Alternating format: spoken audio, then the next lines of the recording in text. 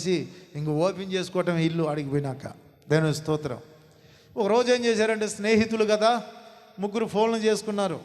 ఎక్కడున్నావు, మనం పలానా చాట కలవాలి, మీ హస్బెండ్లతో రండి అని ఒకరికొకరు ముగ్గురు కూడా కలిసి పిలుచుకొని ఒక ఫంక్షన్ హాల్ లాంటిలో కూర్చొని మాట్లాడుకున్నారు. భోజనం చేశారు. చక్కగా ఆ హాల్స్లో రూములు ఉంటాయి కదా, ఆ రూములు తీసుకున్నారు. ఆ రూమ్లో ఆ రాత్రి గడిపారు. ఆ రాత్రి గడిపినప్పుడు జరిగిన సన్నివేశం ఏంటంటే, ఇలా ముగ్గురు ఒక కలగన్నారు.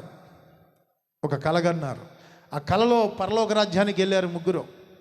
పరలోక రాజ్యానికి వెళ్ళాక మనం భూమి మీద చాలా కష్టపడ్డాం కదా, దేవుడు మన కొరకాడ ఏం సిద్ధపరిచాడో చూద్దాం, గృహాలు ఎలా ఉన్నాయో చూద్దామని వెళ్ళినాక అక్కడ ఉన్న దూతతో అడుగుతున్నారు, దూత, మేము భూమి మీద దేవుని కోసం చాలా కష్టపడ్డాం, చాలా ఆత్మలు సంపాదించాం, చాలా శ్రమ పడ్డాం, మరి మాకు నివాసాలే అని ఫస్ట్ స్త్రీ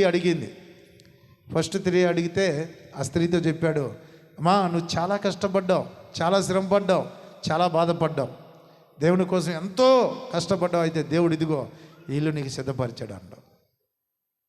ఆ ఇంటిని చూస్తే ఏమైందంటే, ఓల్డ్ గోడ మాత్రం ఫౌండేషన్ వరకు పెట్టి ఉండేది.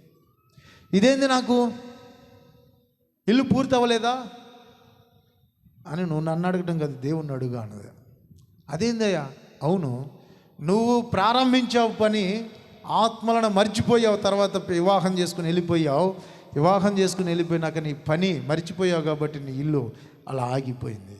అంటే తలదించుకొని ఏడుస్తుంది, అయ్యో నేను ఎంత పొరపాటు పని చేశాను అని. తర్వాత రెండో స్త్రీ అడిగింది, మరి నా ఇల్లు, నీ ఇల్లు అదా, ఇదిగో ఇదే, ఈ పక్కదే నీ ఇల్లు, ఇదేంది స్లాబ్ వల్ల ప్లాస్టింగ్ లేదు, ఏమీ లేదు అంటే నువ్వు కష్టపడ్డది అంతవరకే. అర్థమవుతుంది ఏమన్నా? నువ్వు ఎంతవరకు కష్టపడ్డావు? స్లాబ్ లెవెల్కి వచ్చేంతవరకు కష్టపడ్డావు. ఆమెమో బేస్ మొత్తం వరకే కష్టపడ్డది, నీవేమో స్లాబ్ లెవెల్కి మాత్రమే కష్టపడ్డావు. అదేందయ్యా నేను చాలా అవును, వివాహం అయ్యేదాకా కష్టపడ్డావు, అయినాక నీ భర్త, నీ ఇల్లు, ఇంకదే ప్రపంచం అయిపోయింది నీకు. ఇక దేవుడి గురించి నువ్వు పట్టు. అదే నేను ఆదివారం చర్చికి వస్తే సరిపోయిందా? పనికి వెళ్ళావు, తోటలో కలుపు తీయడానికి వెళ్ళిందని కలుపు తీస్తే కదా నీకు కూలి ఇచ్చేది.